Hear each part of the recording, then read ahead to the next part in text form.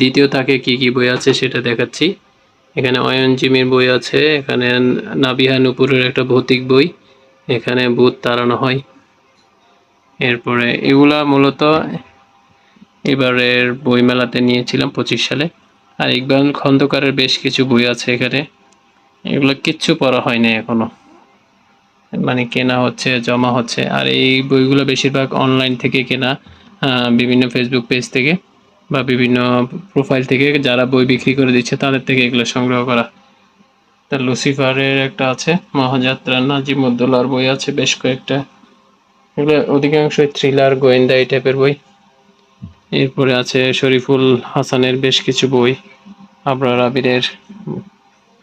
এখানে একটু ডিস্টার্ব হচ্ছে, দেখা যাচ্ছে না। তো এখন তৃতীয় থাকটায় যদি একটু দেখাই, এটা দেখাবো পরবর্তী শর্টসের মধ্যে।